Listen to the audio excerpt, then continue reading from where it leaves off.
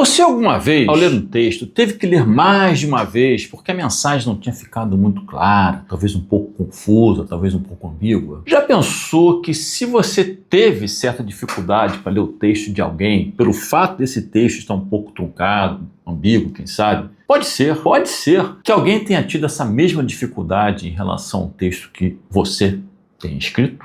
Venha comigo, vamos conversar um pouco sobre isso. Bem-vindo ao canal de Bem com a Língua Portuguesa. Meu nome é Álvaro Paz Leme. Sou professor de língua portuguesa, sou advogado e nesse espaço eu quero debater a língua portuguesa, o seu idioma, não apenas como regras, macetes, cultura, retórica, filosofia. Quero também debater a língua portuguesa enquanto um instrumento prático de comunicação. E antes de continuar, inscreva-se no canal se você ainda não for inscrito, ative o sininho para notificações e não perder os futuros vídeos e dê o seu like, curta o vídeo para que o algoritmo saiba que aqui nós estamos querendo evoluir sempre. Eu estava lendo um texto sobre a filósofa e economista Rosa Luxemburgo quando, de repente, eu me deparei com o seguinte parágrafo. Em 1907, assumiu o cargo de professora de Economia Política e História Econômica na escola SPD. Nessa função, escreveu A Acumulação do Capital, onde defendeu a tese de que o imperialismo é inerente ao capitalismo, além da introdução à economia política. Quando eu vi isso, eu tive que parar, dar uma relida, porque numa leitura direta, em linha reta, a impressão que eu tive foi que a introdução à economia política e o imperialismo eram inerentes ao capitalismo. Soou estranho, me confundiu. O fato é esse. Mas eu tinha certeza que não era isso. Mas que soou estranho, soou.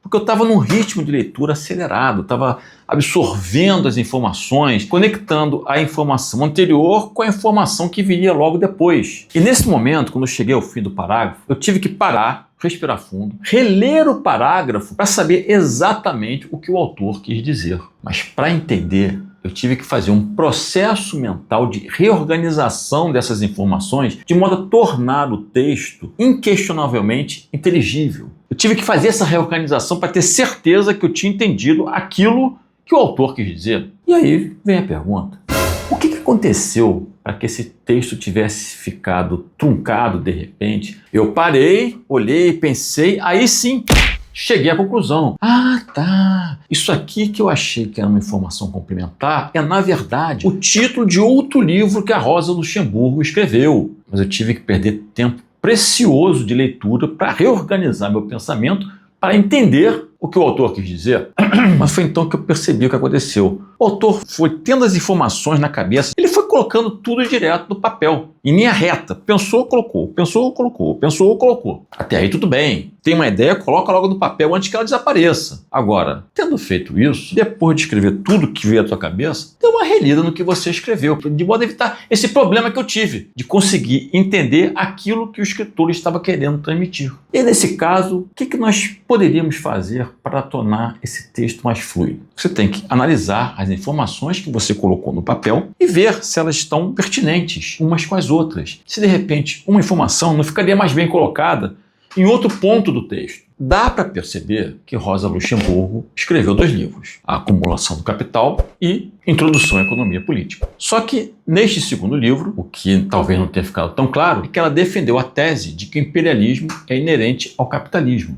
Então, se o autor vai fornecer uma informação extra sobre um dos livros, é melhor deixar de mencionar esse livro sobre o qual ele oferece uma informação extra no final do enunciado. Veja se não fica melhor assim. Em 1907, assumiu o cargo de professora de Economia Política e História Econômica na escola do SPD. Nessa função, escreveu Introdução à Economia Política e a Acumulação do Capital, onde defendeu a tese de que o imperialismo é inerente ao capitalismo. Eu acho que eu ainda faria um pouco melhor. Eu colocaria a expressão as obras antes de indicar o título dos livros que eu vou mencionar. E também retiraria esse onde. Onde dá ideia de lugar, é advérbio de lugar. E não é esse o caso. Você não está dizendo onde os livros estão, né? O resultado final ficaria assim. Em 1907, assumiu o cargo de professora de Economia Política e História Econômica na escola do SPD. Nessa função, escreveu as obras Introdução à Economia Política e